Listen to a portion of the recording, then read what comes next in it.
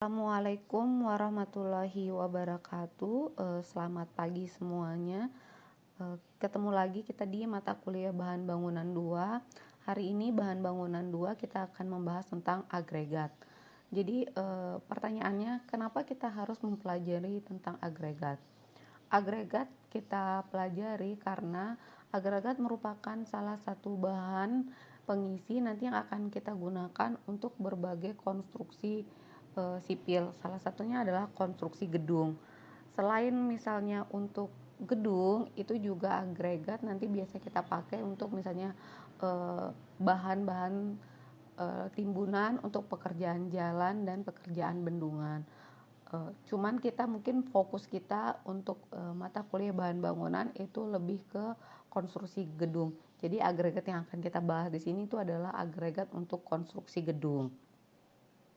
Jadi apa yang akan kita pelajari pada bab agregat ini? Yang pertama itu adalah pendahuluan, terus yang kedua adalah klasifikasi daripada agregat kita, terus bagaimana sih penambangan dan pengolahan daripada agregat itu sendiri.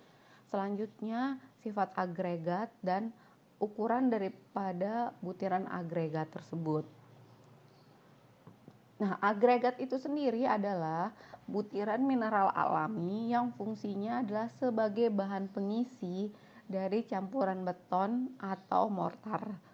Terus, agregat itu biasanya akan menempati kurang lebih 60% sampai 70% dari volume beton itu sendiri.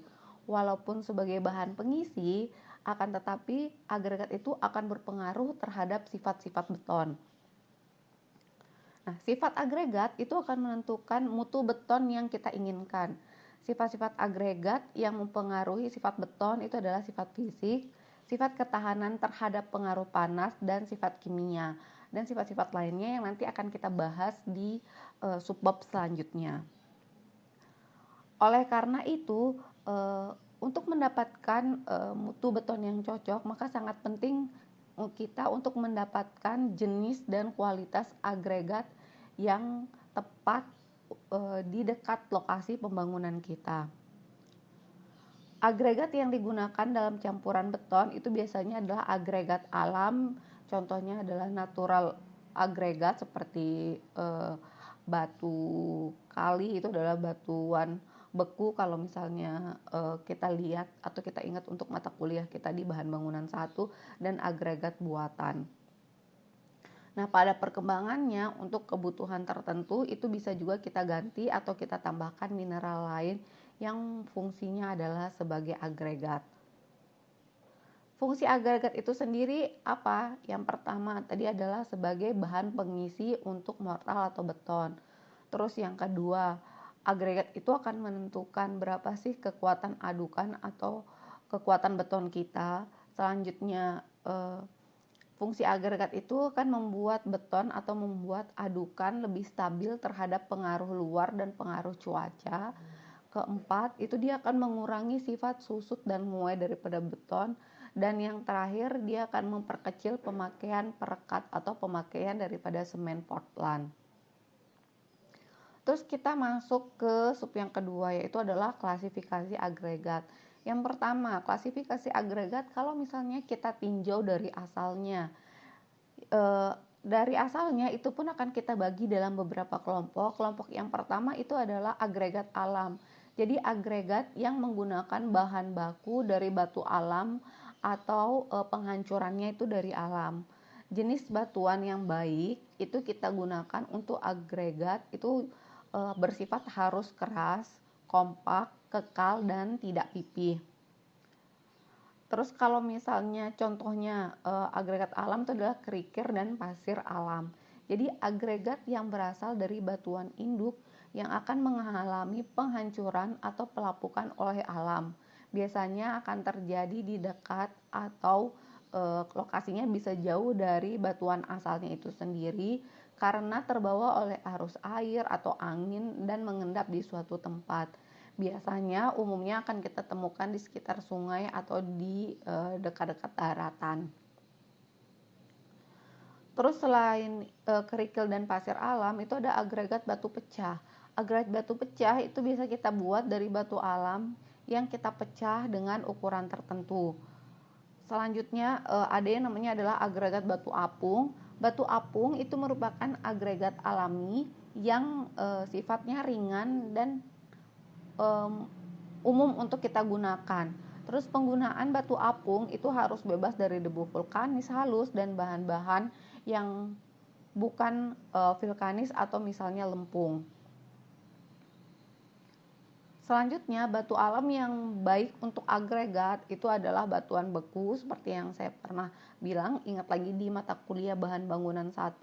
Jadi kalau batuan itu ada 3 jenisnya, batuan beku, metamorf, sama batuan sedimen. Jadi kalau agregat yang baik itu adalah kita menggunakan batuan beku. Terus agregat yang diperoleh dari pengerukan sungai atau laut umumnya bersifat tidak cukup bersih. Jadi agar sesuai dengan persyaratan kualitas yang kita butuhkan, maka harus dilakukan penyaringan dan pencucian sebelum agregat tersebut digunakan. Selain agregat alam, ada yang namanya adalah agregat buatan. Jadi agregat buatan adalah agregat yang dibuat dengan tujuan penggunaan tertentu atau karena pengaruh daripada agregat batuan alam. Agregat buatan itu biasanya kita buat itu adalah agregat ringan. Contoh daripada agregat buatan itu yang pertama adalah clinker dan bridge. Agregat ini banyak dipergunakan selama bertahun-tahun, biasanya untuk memproduksi blok dan plat untuk partisi atau penyekat dalam dan tembok interior lainnya. Terus clinker dan bridge itu berasal dari limbah pembangkit tenaga uap, agregat yang berasal dari tanah liat yang kita bakar. Terus ada juga agregat yang berasal dari bahan-bahan yang mengambang. Agregat ini dibuat dari tanah liat biru jenis khusus yang diproses kemudian mengembang jika dipanaskan. Bahan yang dihasilkan itu terdiri dari butiran bulat, keras, kulitnya padat tetapi bagian dalamnya itu berbentuk keropos. Terus ada yang namanya adalah coke breeze. Coke breeze sendiri itu adalah hasil tambahan daripada sisa bakaran bahan bakar batu arang yang kurang sempurna pembakarannya dan biasanya terdapat pada dapur-dapur rumah tangga di negara-negara bagian Eropa. Terus ada hidit. Hidit ini adalah agregat yang terbuat dari tanah liat atau shale yang dibakar dalam tungku putar pada suhu tinggi, sehingga nanti hasil pembakaran itu akan membuat bahan menjadi membengkak dan hasilnya adalah merupakan bongkahan tanah yang mengembang dan hampir leleh.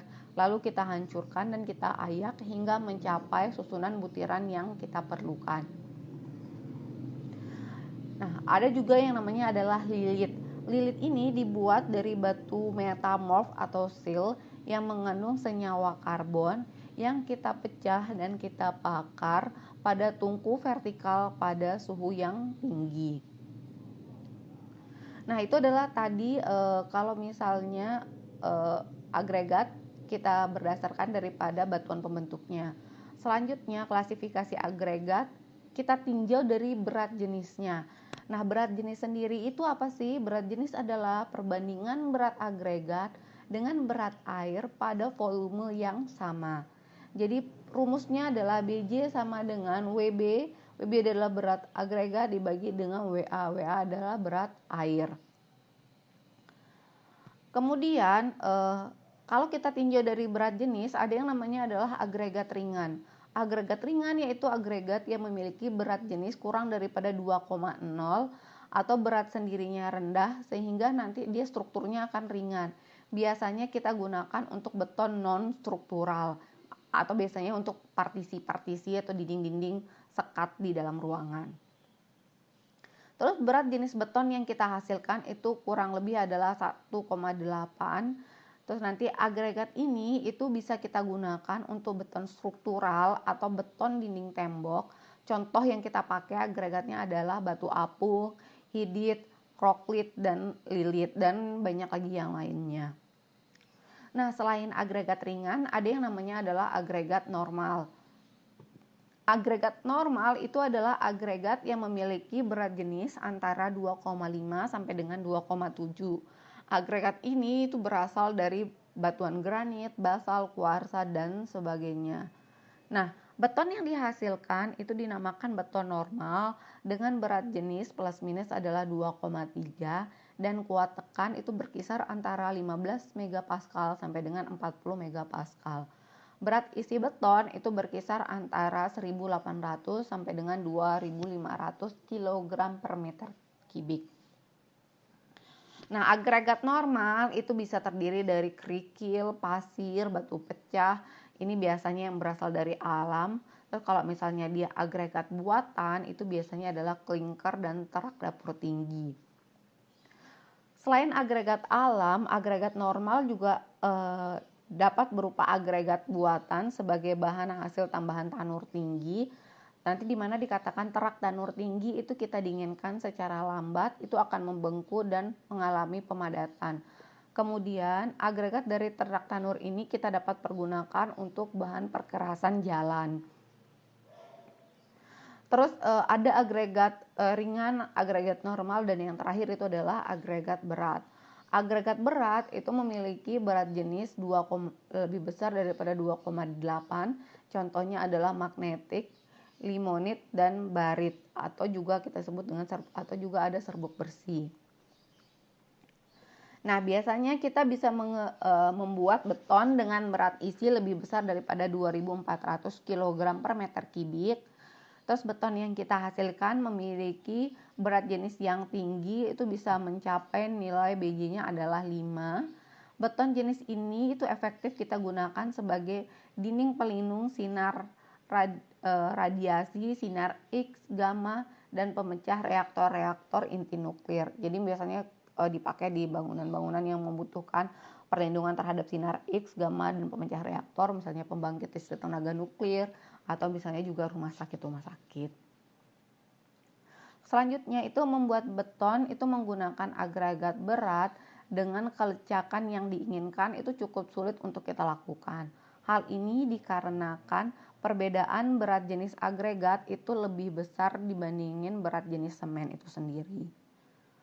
Untuk mengurangi terjadinya segregasi itu adalah dengan menggunakan air seminimal mungkin. Nah, segregasi itu sendiri itu adalah terjadinya pemisahan agregat dengan pasangan batanya atau dengan agregat kasar dan agregat halus. Yang ketiga, klasifikasi agregat berdasarkan kalau misalnya kita tinjau dari bentuknya. Yang pertama adalah kalau dia berbentuk bulat. Umumnya agregat jenis ini berbentuk bulat atau bulat telur. Pasir kerikil jenis ini itu biasanya berasal dari sungai atau pantai yang mempunyai rongga udara minimal adalah 33%. Agregat seperti ini itu tidak cocok untuk beton mutu tinggi maupun perkerasan jalan raya. Terus yang kedua itu adalah agregat yang bersudut. Jadi bentuk agregat itu tidak beraturan dan mempunyai sudut-sudut yang tajam dan permukaannya kasar. Selanjutnya yang termasuk agregat jenis ini itu adalah batu pecah untuk semua jenis, yaitu hasil dari pemecahan dengan mesin dari berbagai jenis batuan. Terus agregat ini itu baik untuk membuat beton mutu tinggi maupun untuk lapis perkerasan jalan. Terus ada juga yang berbentuk pipih. Nah, agregat berbentuk pipih itu adalah agregat yang memiliki perbandingan nilai ukuran terlebar dan tertebal pada butirannya itu lebih besar daripada 3. Agregat jenis ini itu biasanya berasal dari batuan-batuan yang berlapis.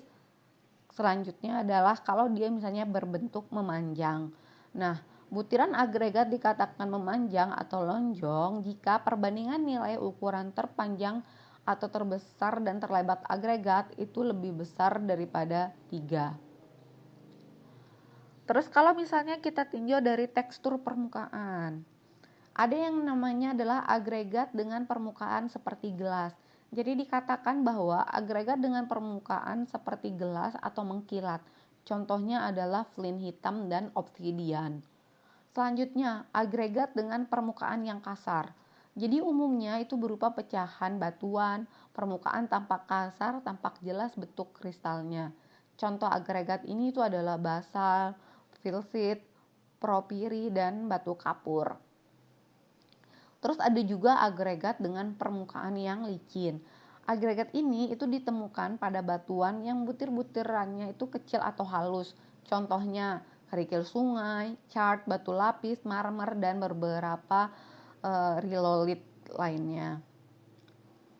Terus ada yang namanya adalah agregat dengan permukaan berbutir.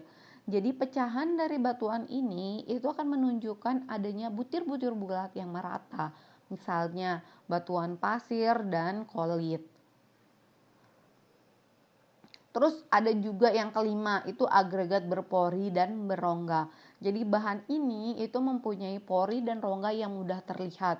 Contohnya adalah batu apung, batu klinker, tanah liat yang kita kembangkan, dan batuan dari lahar gunung berapi.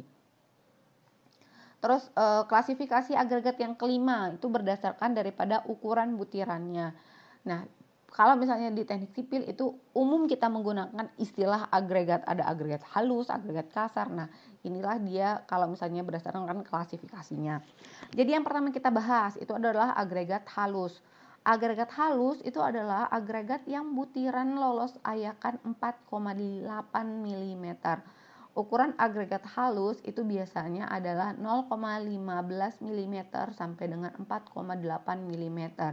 Biasanya dia terdiri dari 3 jenis kalau misalnya di lapangan. Yang pertama adalah pasir galian yang kita peroleh langsung dari permukaan tanah atau dengan cara menggali dari dalam tanah. Terus pasir sungai yang kita peroleh langsung dari dasar sungai. Dan pasir laut yang kita ambil dari pantai.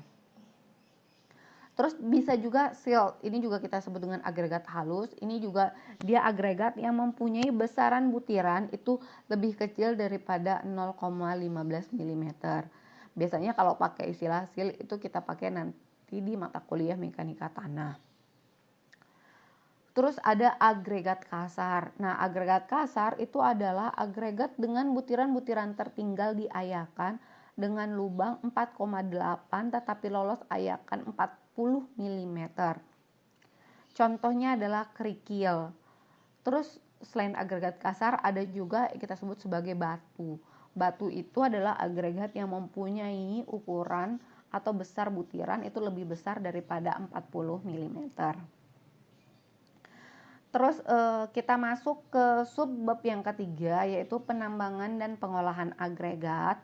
Jadi dalam penambangan dan pengolahan agregat alam itu harus berpegang terhadap prinsip-prinsip pokok dan dasar, yaitu dengan biaya murah kita akan menghasilkan agregat dengan mutu yang tinggi.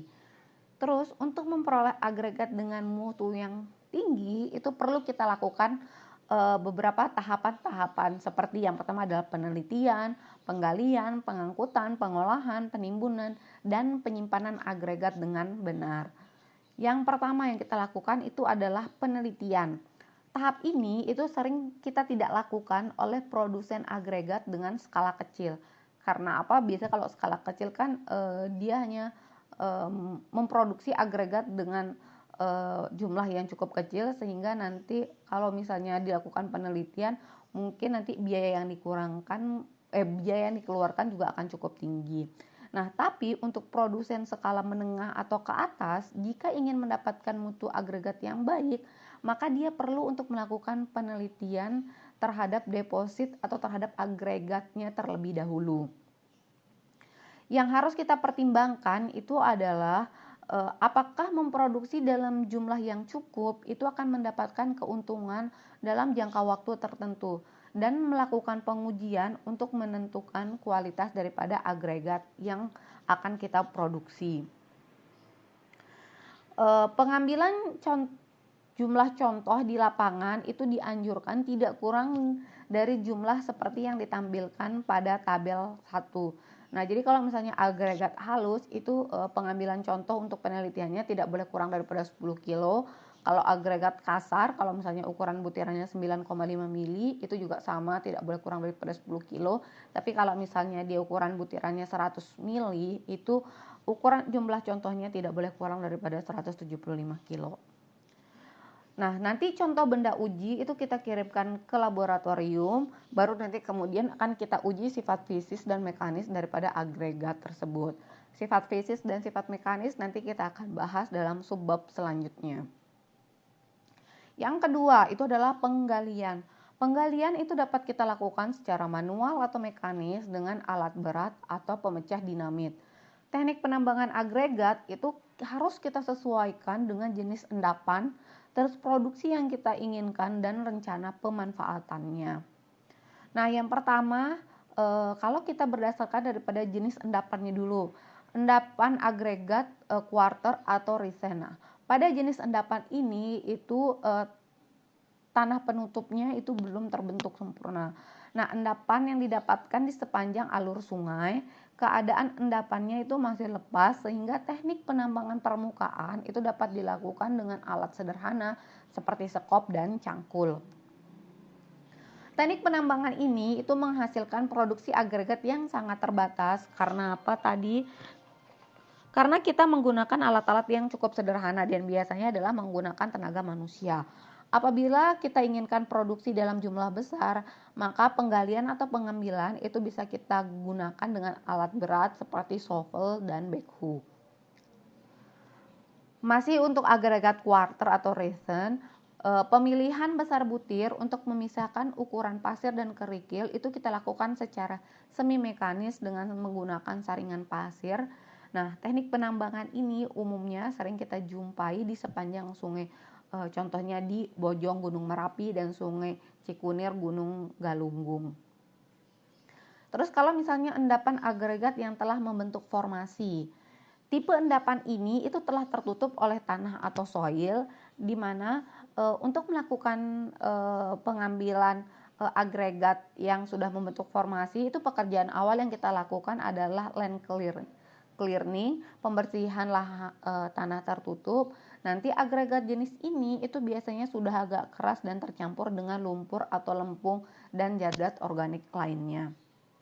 Untuk mendapatkan agregat yang bersih dari lempung dan zat organik, itu sistem penambangan dilakukan dengan cara menggunakan pompa tekan atau pompa semprot yang bertekanan tinggi dan kemudian harus kita lakukan pencucian agregat.